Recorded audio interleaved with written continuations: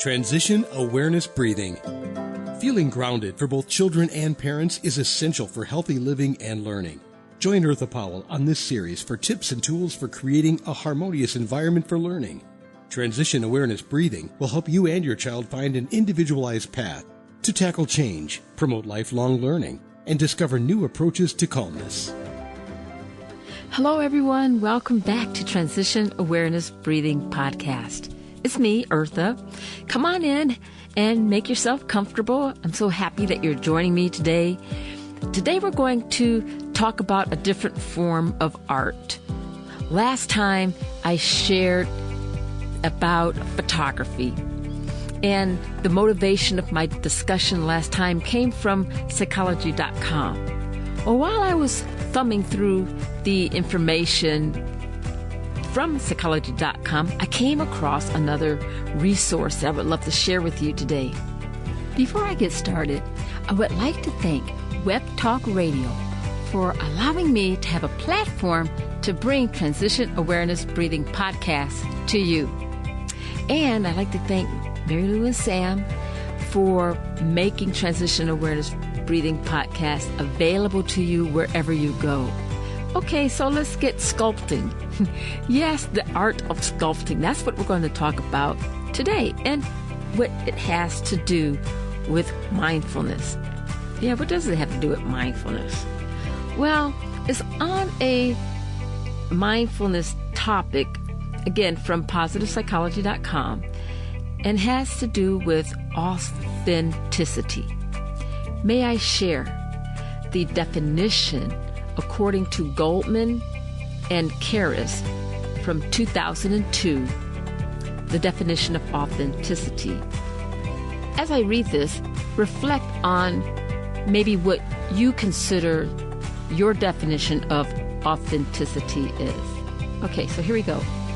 Authenticity is the unimpeded operation of one's core or true self in one's daily enterprise. And this is, again, from Goldman and Karas, 2002.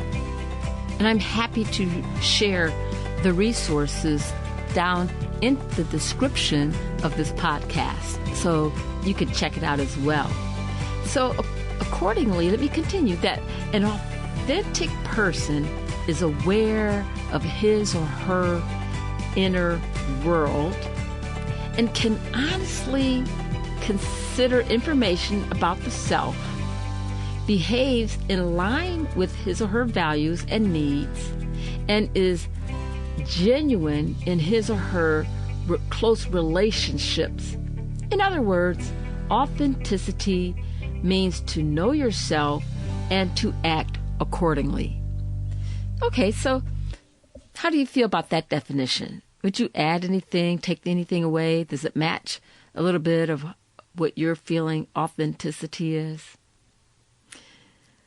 Sometimes our everyday busyness and our roles of life, it almost seems like it kind of gets in the way of our authenticity. That's what went through my mind when I read that. And I had a renewed, if I could use that word, appreciation of using skills of mindfulness, because it seems to, the mindfulness practice seems to help stay connected with the true you, the person who you are. And you always know your true self. I don't think that goes away. It's just expressing and being comfortable acting as your true self. I think that's a challenge. And so as I read this paper, The Metaphor of David, I thought it was a great metaphor. Now, as far as artwork and sculpting, that is probably not my favorite form of art. I appreciate other forms of art, but that's just me. But I thought the metaphor was fantastic. And so I would like to, and you probably have heard this metaphor in other classes or talks of things like that. So bear with me if you've heard this before. Be open to it. You may not like sculpting either, but let's just take the metaphor. The Italian artist Michelangelo was once asked, "Wow, how do you sculpt such a complicated sculpture?" And they were referring to his creation of the masterpiece David. Now, this is not a direct quote. This is me putting it in Eartha's words. But that's the idea. Okay, so Michelangelo replied, "I saw David in the marble. The only thing that I did was remove the unnecessary pieces to bring David out of the marble." Now, I've heard this metaphor before a few times, and when I read about it this time, what really came through was Michelangelo was a visionary. And maybe speaking, or maybe you even can relate this to yourself. You may be very good at something, maybe designing, and you see the possibilities of what can be. And let me, maybe if you're redoing a house, and I'm going to try to keep close to this metaphor and not get too much off track. But I think there's a connection. I think there's a bridge. And if there's not, I apologize, but I would like to share this with you. When someone buys a house and they're really good with different skills and crafts, and the house could be in shambles, but when the person looks at the house, they see something beautiful. And so they look at what the house will be. And so they're adjusting and taking away and readjusting to bring out the beauty of the house, the authenticity of that house. And so how does this relate to mindfulness? We're talking about sculpturing, art, building a house, redoing a house. I think that we continually build ourselves. We continually review and look at ourselves. I think that's a healthy thing to do, to reassess.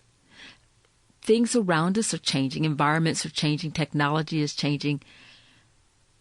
How are we keeping true to our authentic self, our authentic values, our likes, our dislikes, our strengths? One thing that is suggested in how to use this metaphor in a mindful way is to capture and to take a moment, a mindful moment, and really get in touch with who we are, our authentic self. It may have been a long, long time since we've done this. And then look at what is taking us away from our authentic self. Maybe false ideas about what happiness means. The media has a big influence on happiness, what it means, what it should mean. I mean, it's pretty constant. But is it really true to what your definition of happiness is? Is it true to your values? Or do you feel a little bit forced? And if you kind of go against the grain, go against your community's grain, you're kind of frowned upon. Maybe you're thought of as, oh, come on, loosen up. Just kind of join us. You'll get used to it. Is that taking you away from you?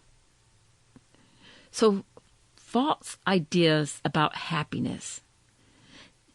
Another thing that may get in the way of our authentic self is negative and self-critical beliefs about ourselves. Our self-talk. Are we starting our conversation with ourselves about what we can't do?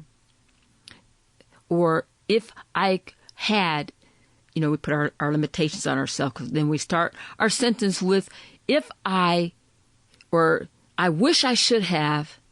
Are we starting those conversations and placing those big slabs of marble negative structures that's preventing us from coming out in our authentic self?